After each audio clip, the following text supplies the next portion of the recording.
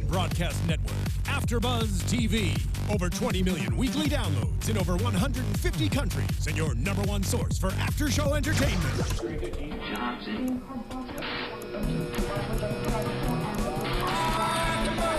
AFTERBUZZ TV, the destination for TV superfans, producing after shows for over 300 of your favorite TV shows, interviewing celebrities and showrunners, and bringing you behind-the-scenes exclusives. All thanks to E! Entertainment's Maria Menounos, producer Kevin Undergaro, and internet leader Akamai.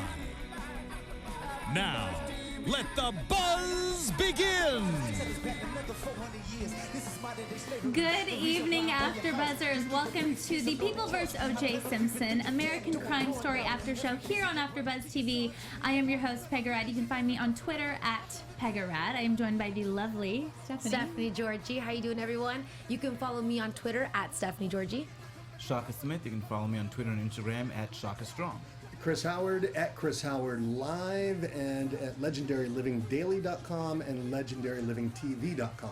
Before we get into Season 1, Episode 5, titled The Race Card, just want to remind you guys to go on to iTunes, subscribe, comment, give us 5 stars, subscribe to our channel here, check out all the other videos that we have, check us out on SoundCloud, keep the comments coming, we love hearing from you guys. Stephanie has a quick word from our sponsors at Blue Apron. All right. You need to know how to cook, and not only do you feel you know your way around the kitchen, but cooking at home means eating healthier and saving money instead of ordering expensive takeout again. But where do you start? Blue Apron has you covered. For less than $10 per meal, Blue Apron delivers all the fresh ingredients you need to create a home-cooked meal. Just follow the easy step-by-step instructions. Each meal can be prepared in 40 minutes or less. No overwhelming trips to the grocery store, no more sad takeout. No matter your dietary preferences, Blue Apron makes it a breeze to discover and prepare dishes like the steak au poivre with pommes bruzoles and creamed kale. This is a new menu list. They have spiced chicken pitas with yogurt sauce and roasted potato wedges. And then we have a pinto bean and poblano chili with all the fixins. Cook with ingredients that you've never heard before, like watermelon radishes, farro, and purple potatoes, and recipes are between 500 to 700 calories per portion. Delicious and good for you. Right now, you can get your first 2 meals for free at blueapron.com/podcast. That's blueapron.com/podcast. Blue Apron, a better way to cook. Ooh. Yeah. Beautiful. Ooh, nice. Well done. Ooh, they switched it up on me, though, guys. Keeping those recipes. Menu's fresh. So, guys, this episode was so good. It's so good. We have so much to talk about. Let's start from the beginning. We'll just kind of go through. It starts out, it's 1982. Johnny Cochran's driving to dinner with his 2 cute little girls through Westwood Village, it looked like. I noticed a couple parts. I went to UCLA. Yeah. Did you see that Habibi? The Habibi Cafe. That's your home. Yeah. And he gets pulled over for the 3rd time in a week. Mm-hmm. What do you guys think? It was intense, and it's funny because right when you see the siren go off, I mean, I had the same exact reaction he did, like, oh man. And he says, here we go. My favorite part about that was the way that he had to preface his children and say, girls, what do we do in this moment? Because you kind of have to. Like, do you remember those Chewy commercials where what they would do is give a kid a Chewy because they'd be saying the most inappropriate and things that they shouldn't be saying? But it was just sad that he said that it's one of those things. I mean, my mom and dad never told me, what do you say when a cop gets? Nothing. Yeah. And who do you talk to? No one but your lawyer. Yeah. I mean, that was ridiculous. Yeah, from my standpoint, having been stopped and having been in that situation, and it's crazy to me to see that, you know, it hasn't really changed much, at least for me, from my perspective. But I do like that they set it up because you get to see the ethos of Johnny Cochran. You see where he's coming from. Mm-hmm. A lot of times people say the race card, but it's almost a way of invalidating it and saying you're playing the race card as if it didn't exist at all. There was no validity to what you're saying. And so they're showing that ethos that he was valid, at least in the way he approached it, because there was an environment that he was dealing with. Mm-hmm. I like seeing that too, because not only did he deal with a number of cases that dealt with the LAPD and the injustices, but he actually experienced it firsthand. So that was good to see. Yeah. Chris? Yeah, for sure. Well, I mean, I think my man here said it just the right way, that it was there. So sometimes people think that spin is just spin, but spin is just somebody else's perspective. And I think that this whole episode spoke to perspective, how we each have our own unique perspective that we couldn't know unless we were there, as Darden says later. Right. So we fast forward to 1995. Cochran is at church with his wife. They're leaving and there's cameras. And he decides to take this first big stab at Darden by saying the only reason you were hired is because you're black and you're being used as a tool. So, ouch. Right. I mean, I get why Darden would be offended by that, but at the same time, Cochran is just letting him know, I hope you're aware of it also. You know, you're allowed to stand where you want to stand, but don't play yourself either. Yeah, and I think it was kind of the first time you saw, well, there is this issue, but is Cochran now using it in a different way? Because he doesn't know exactly why he's hired. And I think they showed us enough in the earlier episodes to really show that Marsha was his friend and really did respect Chris Darden as an attorney. So he may have, it looked to me that he was kind of brought on the team because of his expertise. And maybe Gil Garcetti kind of was like, I like the optics of this, yeah. Yes. So it was the first time you see Cochran, who's well aware of a real problem, but maybe want to use it to also my advantage in a way that it may not play out, but I'm going to play it for every scenario here. Yeah, see, I think Marsha's issue, like our guest, the guest that we had before that came in, the guy from the Associated Press. Oh, Michael Freeman. Michael, yeah. When he came in, he said that she was really colorblind, and that was kind of her problem going into it. She didn't see how it played out. But, you know, what would be wrong with him being brought in because he was black?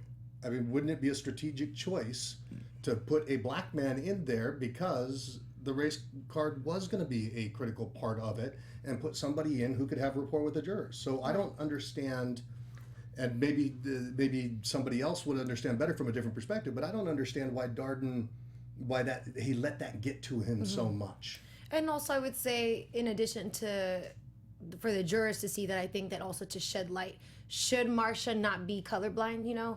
Should be in an environment where they're not realizing it. So I would agree with you in that strategic aspect. Like, okay, but he's there to be like, just remember that there's also these issues, which he's done in this episode in regards to Michael Furman, which we'll talk about a little bit later. But it was beneficial for them to have him on the case in that regard. They did the black guy. Well, I think it was the tension around the time and the fact that it wasn't said. What if that was the case? Why not approach him and tell him? And so I think because of the tension of not actually telling him and wanting to admit it, and the tension of the time, that it was just a more racially kind of aggravated time, that's why you see him taking it kind of very seriously. And you know, what popped into my head there too was when he went to school. He gave a speech later, but he said, I was always up against that, somebody thinking I got it because of the color of my skin rather than because I worked for it. And I think Marsha messed up without telling him. She just signed him Furman without kind of saying, look, we think you're smart, we think you're talented, but for the optics of this thing, this is why we're signing you. And yes, you're black. Yeah, exactly. And that's why it also is better for you to take this guy.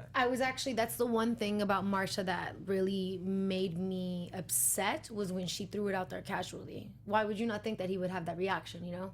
And I get that she was trying to avoid that situation, but you said yourself, like, had she just... I think she was so colorblind, she didn't want to admit that was part of the reason. Because she takes Furman. She said, I'll take him. Yeah. She was so colorblind and so committed to the fact that... not then, but I'm saying initially. No, I'm saying, I think even initially, she was so colorblind. Yeah, I think so too. She was so committed to the fact that was no part of him being on the team, even though she really knew that was a part of what Maybe helped she was her. just in denial. Yeah. She just didn't want to admit to it. So it was her own stubbornness of going, no, I'm this race neutral person. If I even admit to a little bit. You see, but this is what upsets me, because this is what is in that article that I want to talk about. She was identifying herself with it. She needs to not put her, like, okay, we get that it's not you, but do not dismiss the rest of your community and where you come from and the people that you're working for, or the majority of the people that you're working for. It's actually racist, I have to say. It's racist to pretend that race doesn't come into the mix. If she was really making that choice based on the fact that he was black,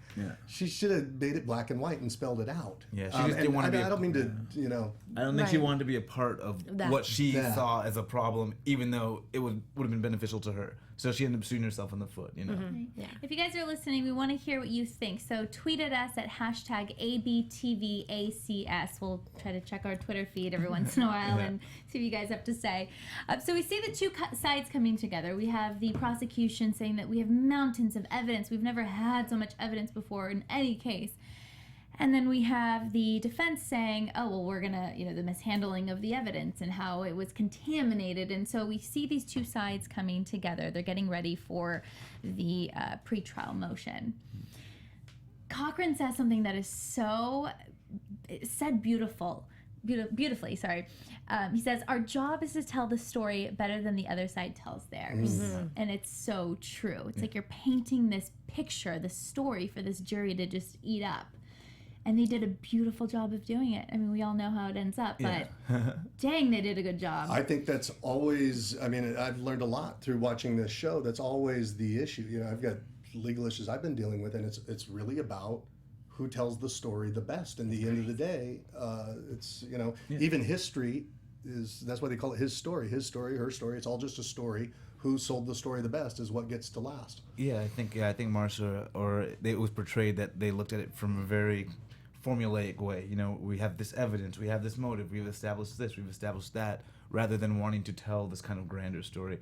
And I think you see the drawbacks of, you know, what the different strategies in doing so. Darden and Furman. Woo. He takes him into the room. He starts talking to him.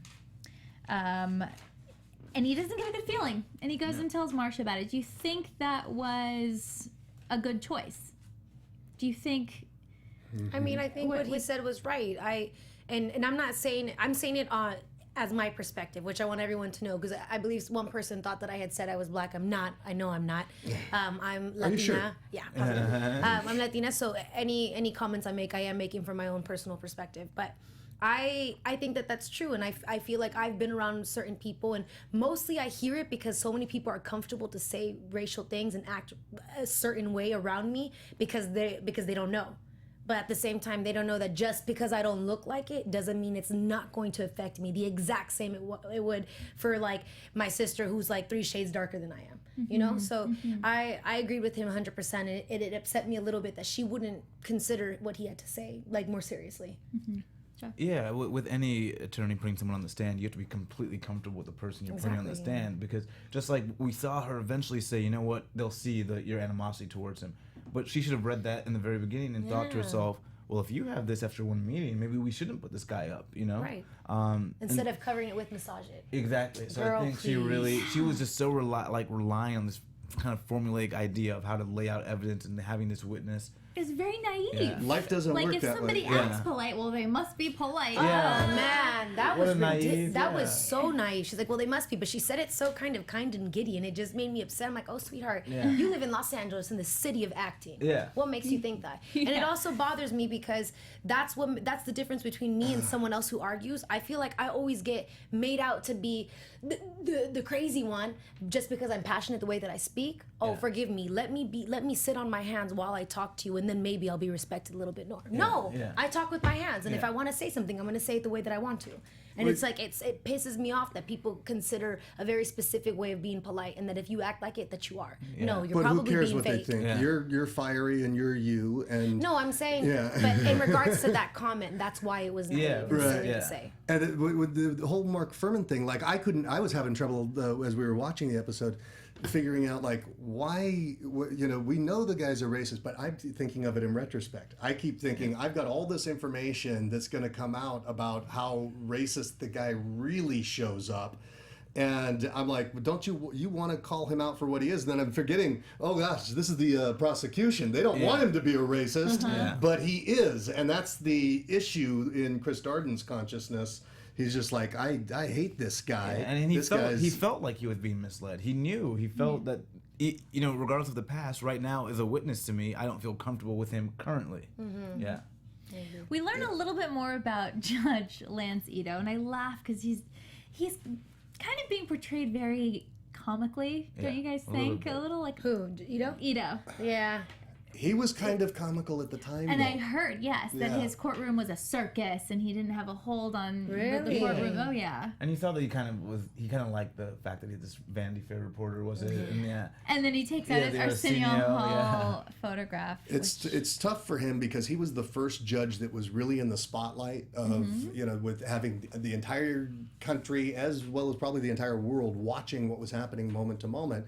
So he was in a really tough place, but he was a celebrity struck just like everybody else, and it was comical. They had, like they said, the dancing Judge Itos on nighttime That's television. probably why. And, Oh, I mean, that makes more sense now. Yeah, it was crazy, and he had a lot to deal with. We get into the pre-trial motion. Wow, wow, wow. Yeah. The defense is trying to dismiss 62 domestic violence allegations. And I was like, there's no way they did this. And I looked it up, and they did try to do this. It blows my mind, Shaka, as an attorney, where you're like, what? Well, there's something in the law where something is more prejudicial than it is probative.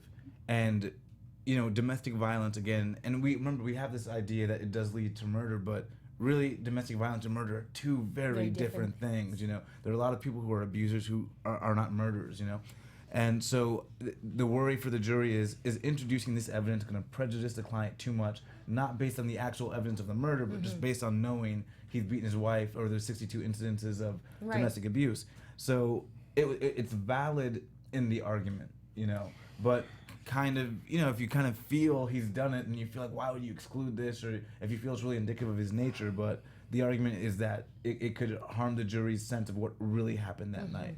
I know, because it's funny when you hear Shapiro say this isn't a domestic violence trial, it's a murder trial. Yeah. And the flip side is true when they were attacking Furman. The use of the N-word, necessarily might be too prejudicial than it is probative, but certainly the way Darden brought it up. Actually, no. Can you elaborate on how you felt about that? Like, would you say you agreed with what Darden had to say or with what Cochran had to say?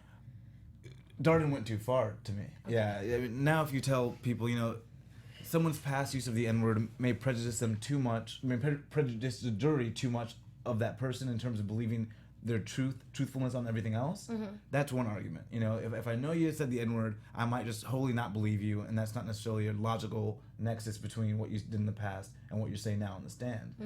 So that argument I get, but what Darden was doing was indicting African Americans. Yeah. He was saying that they will not be able, they'll be so emotionally, shaken by the word, they can't take this person seriously. Yes. And so when you start to target a particular group and say that something they've lived with and have dealt with on a daily basis, See, I think Darden was sincere when he said it, and I think that he was coming from the right place, because the Los Angeles at the time was ripped apart by this racial tension that was happening with after Rodney King, and I think that Johnny Cochran just played it up, and he had excellent lawyering capability. And he was able to use his oratory skills I can't sway the jury.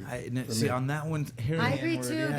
Does not ruin your skills of analysis. That's my point too, because I liked when he said they live with offensive treatment. Yeah. And the reason why I said that, and you see the reactions of certain black people in that courtroom when they're like, wait, bro, like, I hope you're not putting me a part of this argument, because my whole thing is that there's plenty of people that I hear around me who say that because of the certain ways that they grew up. Some people use N-I-G-G-A instead of E-R, whatever it is the case may be. I'm not going to be like, don't you ever talk to me again. Yeah. I'm relaxed. I get it. You may come from a different part, but I'm going to hear it. I get why you might say, why you might not. But when you weigh it up against the 62 cases of abuse that where you were coming from was you said that they were attempting to off those, and you got how that could be prejudicial, but the use of the N-word so prolifically was prejudicial as well. So I'm weighing the two against each other when I say that. I can see how it's prejudicial to people in general. I can't see why you would say African Americans are incapable of having any reasonable analysis, and that's what Darden said. He didn't say this is to the general jury prejudicial. No, I would have thought to the country as a whole it could be inflammatory with what was happening and stuff like that. But because for that argument, it's for the jury. It's an argument for the entirety of the jury. Right. Yes. But he was calling out African Americans, and that's what was offensive. It was just like, wow,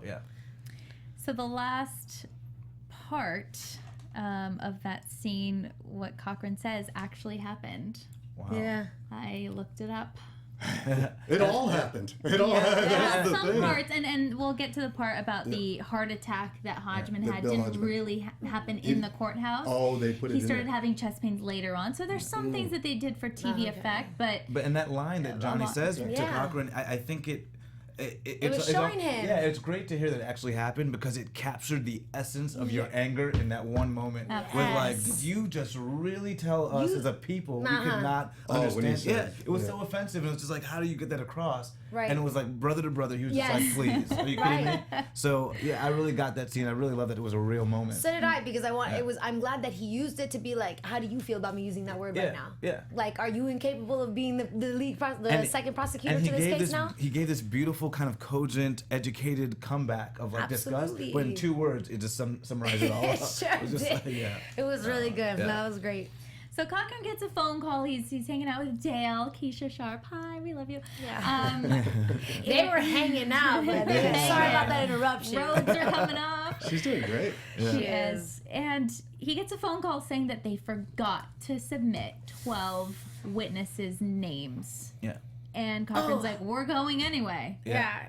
You were talking about it because I freaked out when Bill freaked out, but you were saying that's a big tell us about what. Well, one thing that Cochran handled that really smoothly, because that's a big deal. To when your witnesses are not in evidence, that's a very big deal because they'll likely get excluded, and you cannot in an opening statement talk about evidence you're going to put on that has not been admitted. You know, that's kind of a general no-no.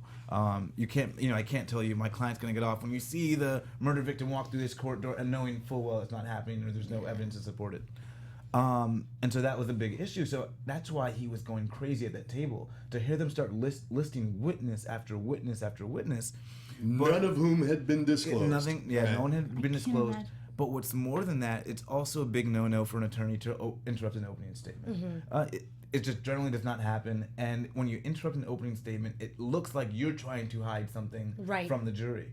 And so objections are you may have all these legal reasons to make them, but you're very discreet with them. You have like a very analysis based on, I don't want the jury to make it appear that I'm trying to hide something from them. And so you use your objections wisely, right? Yes. So now here he is, all these witnesses that haven't been disclosed, and now he has to make this objection during opening. So he's just really kind of freaking out. Right. So I got the anxiety and like. I have to say, I was gonna say kudos to that actor. I hope he wins an Emmy for like support or something, because I literally like stopped everyone. We had a pause and I was like, "What's happening right now?" And I freaked out. That was like the way really he was well. shaking. It was just really well done, and it was super emotional. And like that's how I knew. And I had to ask Shaka. I was like, "What happened?" Like. Oh my God. Yeah. I can feel it still. He brought the emotion because you're like, you're on the edge of your seat. And I felt it for him. I was like, as an attorney. How nerve-wracking. To object, and now you're dealing with all these witnesses, and he was just. And he got emotional, and I think that's what really upset me, because this is a grown-ass man in the court. After I had already made a comment, if you were a woman doing that, you'd be laughed at. Yeah. That's true. And it's his first day and his biggest, court case. It was everybody was emotionally involved because it was such a big deal. There was so much weight and gravitas to this case that it's like, and this episode was pushing everybody's emotional button. I was feeling it. I was like, course. You saw how it would pull you from whatever racial divide you came from or side or whatever. Which Shaka and I both said, we literally made the same comment. We see why this case was so easily made out of race. But I think in this episode you start to see that, okay, it looks like there's some valid reasons why you might vote or might say he's not guilty that did not fall along racial lines. The way they're setting up the case, it looks like to me so far the defense is just putting on a better case. Right. And as a jury member, you're not really privy to everything outside. So they take a recess. Yeah. But I don't know. I feel like, did they already taint the view of right? Yeah. From the guy. I mean, it hasn't even officially started yet, and the jury's already heard that this, these random witnesses are being brought up, and I don't know. And what do you think as a jury member when the defense is mentioning all the witnesses you're going to hear from the prosecution didn't mention, and they stand up and object, and now you're being let out? And the prosecution looks like they have no idea what they're doing. Right. So what's the prosecution trying to hide is my first question. Exactly. Right. So as a juror, you're like, what am I getting myself into? Yeah. This is insane. Or thinking, oh wow, there's all these witnesses, and look, these guys didn't do their job. They're standing there looking like fools. Yes. Yeah. That's crazy. Yeah. I wonder if there's any interviews on the jurors. Does anybody know of any? There are out there. I don't know Yeah. where Well, they I know are. about- but yeah. I really want to hear their thought process throughout this whole thing. Like, what were you thinking? So let's talk about how they go to OJ's house. Okay. Good, because Go ahead. Stephanie, take it away. well, because we had earlier in the season we had someone send us that video of The View. Thank you to that viewer. Forgive me for not having your name down. But during the interview with Marsha Clark, she remembers that part specifically about her had walking through the house before and how they redecorated everything, and it upsets me because they didn't give the proper representation of who OJ was. However, what was funny to me during that whole thing, and we'll focus more on the decoration, but was OJ's reaction when Darden sat on the bench. Oh. I felt like the jurors were like, oh, well, look at his fuse. Yeah. Yeah. But anyways, Not a good moment for Oh, Not a see, good I moment. didn't. Yeah. Oh, yeah. No, I just. not a good moment for him. That wasn't a good moment for him. Again, you had mentioned something. You said that you can change that, right? Well, if they're going to the house to see it for, purposes of why blood might have ended up somewhere, you can't like build a wall that would obstruct that from ever happening. But they weren't entering for decorations. They weren't entering, to inspect furnishings, so they could change it. And especially if there was no order, put forth by the prosecution, they must remain. See, the I same. think they would be Crazy to able me. to object to that legally, but once it's in their consciousness, you can't take it back. That's true. Yeah. Oh, so there would be no point. Yeah, it's Okay. like, okay, pretend you didn't see that. Right. But wasn't the house at some point a crime scene? Yeah. And so you can go back and change what was a crime Well, scene it's at one not. It's point? not a or- crime scene now. Yeah, it's not a crime Okay. scene currently. And so, and I'm guessing OJ probably owned Nicole's house, but somehow I wonder if it looks like the defense probably got rid of all her stuff out of her house. Yeah, it looked Yeah. like it was Because All the Clothing family like thing. pictures. That's what Marsha was saying. She's like, she had a family. She was had not, this. yeah. And none of that was there. And if the defense did that, then that's exactly what you would do, because you don't want them getting like very personal with the victim. You don't want them to relate to the victim, but you want them to relate to your client and really get an emotional connection with him. Which is ridiculous. And then what blew my mind was OJ said, "Those aren't even my kids." He says, I don't even know these But, people. Yeah. So that was the kind of the instance of where you see that race is a big issue. It's a Yeah. valid issue, but now Johnny's really using it as a right. weapon, as a and sword. you see how OJ feels too, because prior to that tour of the house, we see a conversation between Cochran and OJ when he's prepping him about the decorations in the house, and there's a couple of things again, like what Heather had said last week. She said, the thing about OJ was that he was a friendly guy. Everyone did like him, and that's why everyone had this very specific perception of him and could be on his side. He, was looking around the house almost upset, like, because he had nothing to be ashamed of. Yeah. Meaning he was proud of what it looked like, and what he wanted to decorate was what he wanted to decorate. But I really did like the moment that he said he's not going to feel bad for buying a beautiful house in a beautiful neighborhood. Yeah. And the one thing I just want to say to that is just, I think I agree with that, just because, I know plenty of people, myself included, where we've been in situations like, please don't make me feel bad, or tell me that I'm not what I am because I... like for instance, like that, because I like to say, because I speak English well, I don't know how many times people have said like, oh, you don't have an accent. Yeah. I was like, oh, I never said I wasn't born because here. you worked. I never said I wasn't. You worked your ass off, and that's the thing. Right, no, OJ but- worked his ass off to get to where he was. That's what I'm saying. So like, don't discredit me. Yeah. And I feel bad for OJ a little bit during that part. Well, it's one of those things. I do. Where I'm sorry. He really had worked for something, and he thought he had kind of transcended these racial lines. It's like when Johnny got stopped, he was just very well aware he had not. That was an issue that would always be around, regardless of how wealthy you got or who you were. That's a great point. Like, don't disregard the way it. the two of them view that. Wow. And OJ just felt like he had escaped it, that he had, he had achieved enough that no one had to look at him due to his race. And then they made it all. When they made it all about that, it tore him apart. Yeah, and you almost feel like if it was anything less than double murder, he would have put a kibosh on everything. Said forget about race, don't use it. He did not want to be known as black, and that's the part that kind of hits you. OJ didn't want to be black, and he says, "I'm not black. I'm OJ." From the episode before, it's like and it's sad that somebody would think that striving to the top or making it would be associated with the color of your skin. Well, I think he just felt like coming from where he came people from. should now be colorblind at this point because I am now OJ. Yeah. So because I know the way they view black people. No one views me that way. So I have transcended that. I am OJ. Well, then that was the naive part of him. Yeah. I'm gonna interrupt for 2 seconds and just to repeat the hashtag again. I'm getting service and I don't see no tweets. Don't see no tweets. That's a let me lie. get what? That's a lie. I tweeted you. Oh. Did you? Oh wait, just a second, because I didn't check my notifications. I Was was it just checking the for Stephanie? hashtag. No, ABTV ACS. Okay, Awesome. go ahead. Yeah, keep them going. Oh no, I do private see tweet. it. Oh, very nice. Oh. But it makes it also reminds you, you think of Michael Jackson, who was, in the skin, the lightening of the skin and the facial features and stuff. And it's like the whole idea that Keisha had brought up last week when she was here about having the white wife, and there's the kind of the striving and stepping over and then no longer associating with the people that were there before. And when it was really surreal to look at that room of, you said it was writers, the guy was a writer at the table, and it was very white. It was a very white party where they're, I know, the fine dining, So- get out of here. That was a 4 or out 5 of course, get out of just here. a surreal, like, really? Are you kidding me? They've got so much poshness and money and white, and it's like, wow, does that really exist? It does, but they did a bad job because they weren't doing open arm service, which was you're supposed to do in a situation. So I'm kidding. That was a Open joke. It arm wasn't a good one. service? Nothing. The way that all the servers were serving the plates was improper. Wow, I love it, you guys. I'm learning something But I'm new. talking as a server, not as the person sitting on the table. But what a contrast of the way that they were discussing Yeah. the case versus Right. the way you've seen other groups of people talk about the case. That's true. It was a good episode. They really played the Oh, race man. card Yeah. well. Actually, what did you guys think about some of the things, like how they were conversing about it?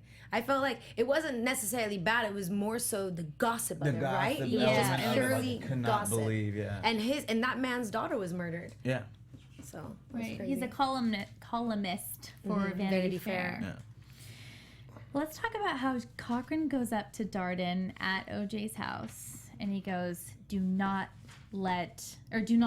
do Mark Furman. Yeah. Yep. Let the white people do it. Yeah. Because of the evidence that they have, or like Cochran figured it out later, the witness that they might have. So at this point, we're thinking that Cochran's actually trying to help Oh, Darden yeah. out. absolutely. Okay, I- there's no ill intention Yeah, there. I Okay. think he knows they're going to eviscerate Mark Furman and Cochran, and Darden's going to look like an idiot Yes. if he's the one that puts him up. Right. And he's giving him a little advice. You know, you already made a mistake. The way his Don't dad make said another it. one. Yeah. He said Okay, from I one didn't black pick man that. to Like another. I was trying to figure that out still. But Yeah. Oh, really? okay, so it was the real deal. No, it was like the he way was his trying to father help. said that from one black man to another, like he's just trying to look out for you and just kind of take that for what it is, Yeah. instead of feeling so attacked at this moment just because of what's going on. And I think it represented the sentiment of the black community in the Yes, case. And so absolutely. his father kind of got it and said he's probably trying to help you Yeah. out because I had that same sentiment. You know what I mean? Of course. And so I think that's where that came from. Yeah.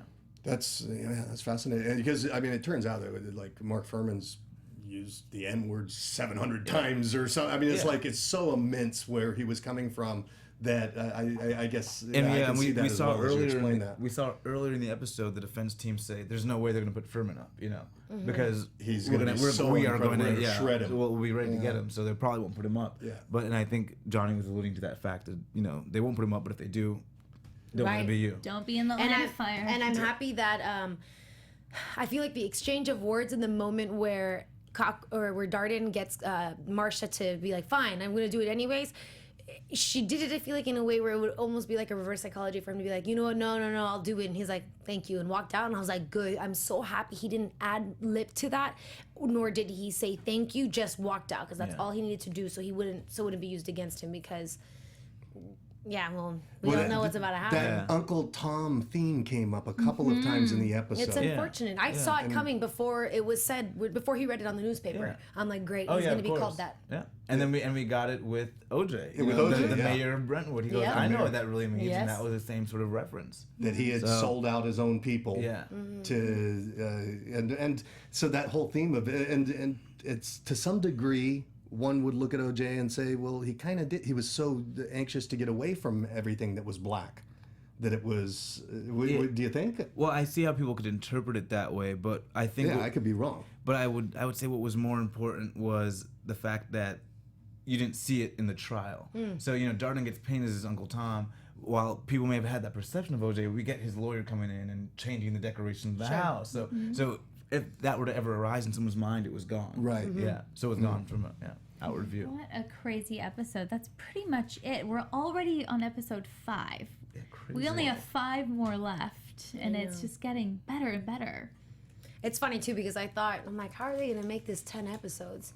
And now I'm thinking, how is there only going to be 5 left? Yeah, exactly. Right? There's so much to go. Right. Like, so much to cover. And I love that. Just to have to go back to that opening line though with Yes. Johnny Cochran. Yeah, let's go. Where- Actually, let's go back to anything. yeah. Add in Well, whatever you guys. There were just two things I thought were really powerful. The MLK line, "Injustice anywhere is a Yes, threat to I wrote justice it down, everywhere." too. Oh yeah. But what's brilliant about that line, it almost allows people in the jury to go, well, maybe, we never got justice for Rodney. So now, because, injustice anywhere, is a threat to justice everywhere. So maybe that injustice was a threat to justice here, so it almost allowed for that kind of thinking to seep in of, Right.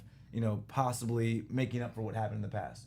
And then we also had, just as he's going with his wife, contaminated, compromised, and corrupted. And so we already see the inner workings of Johnny's mind and how he's able to get, just from a strategic point, into the jury's head. And so it's really setting up a legal case that looks so strong on the defense side. Just aside from actual guilt or innocence, you really see the defense putting together such a cogent argument and a great way to kind of like tell their story. Absolutely, I agree 100%. And it made me think, specifically when he said that an injustice anywhere is an injustice everywhere, I couldn't help but think that, you know what? He's right, and forgive me, you know, I'm so sorry, Brown family, and I'm so sorry, Goldman family, that I almost wanted to be like, if I could talk to someone, or if I was a part of that team, I'd be like, we don't want to discredit their murders, but because of the status of OJ Simpson and how people knew him, it was an opportunity to get justice of something. Yeah. You know, and again, like I said, I don't want to be desensitized to these two people who were murdered, and that sucks, and someone should get in trouble for it, and so on and so forth. But it's just one of those things that in his life that it happens. Yeah. I mean, how many other lives of other minorities were just as equally discredited, but never spoken about so sadly the way that we are about their lives? We have to be careful with that, though, too, because like part of it is, you know, for Johnny Cochran, what he's brilliant at is he has the ability to move people's hearts, and he had the ability to move people's hearts and minds and to transport. And what he was essentially saying was, this is not about OJ Simpson.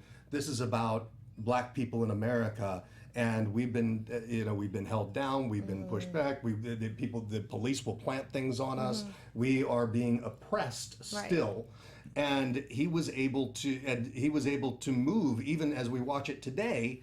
Through an actor, he was able to move people's hearts in that direction. And we have to remember that 2 people died, and that's what's on trial. But this is the whole thing of the OJ Simpson phenomena, is that it was not just those 2 people on trial, but it should have been. Those people deserved to have it be about them. And unfortunately, I think in places it got lost because they had incredible lawyers who were well practiced. I mean, he was a preacher like MLK. Yeah, I think just, and the other subject, to a certain part, it's almost as if they just kind of forgot about OJ being a part of it too, and it just became its own thing. But I feel like the big thing also is that there are other races that are identifying it with too. You know, like my Middle Eastern friends and my Latino friends and Asian friends, like everyone is minorities, kind of. That's what I'm saying. Absolutely. But I would say it was a theme he at least, we haven't seen the whole thing, but I'm kind of going based on the episodes. It's a theme he weaves without saying it. So he's still providing a legal analysis of the case, saying we're going to present these witnesses, but he just puts these things in your mind. And you formulate the thought yourself. He doesn't have to say it. Yeah. Yes. So you're not actually going, I'm getting justice for past stuff, but it's just in your mind that we've really been held down for a long time. Let's look at the evidence, but now you're coming at it from a different angle. Right. And you can only do that with a very educational statement. Yeah. Do you know what I'm saying? Yeah. You can't just be using basic words and then and put the exact same thought in everybody's mind and without having been able to describe it and show it the way that he did. And that's what I like, at least, about this series, because I hate hearing stuff of, well, you think OJ is not guilty because you're black. Maybe I think he's not guilty because of the way the evidence was presented by the defense. Maybe I think they just had a better narrative, and based on the evidence and the way told the story was presented, that's why I think so. That's exactly what happened. And so it's not that the jury didn't do their job either at the end of the day.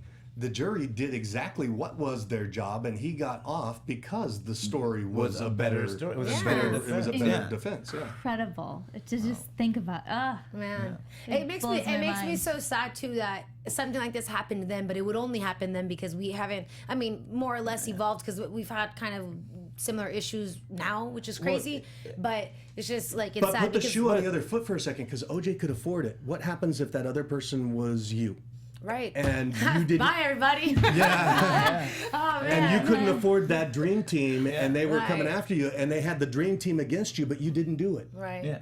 You'd be It does. That's true. So it can often become a money game too. Yes. Yeah. So it says something about justice in America. That's the problem. Because if Marsha had 3 or 4 more attorneys on her side that said, "Hey, idiot, look, this is an actual issue in the case, race is an issue," she probably would have backed down and started to redo things. But they didn't have a team of lawyers to go in and have people drill into her mind, you know. Because she refused to believe that race would still be an issue. Yeah. What it says to me is that money is a bigger threat in America than we think it is. If you're on the poverty side of the fence, regardless of the color of your skin, Right, by you're Trump, screwed. honestly.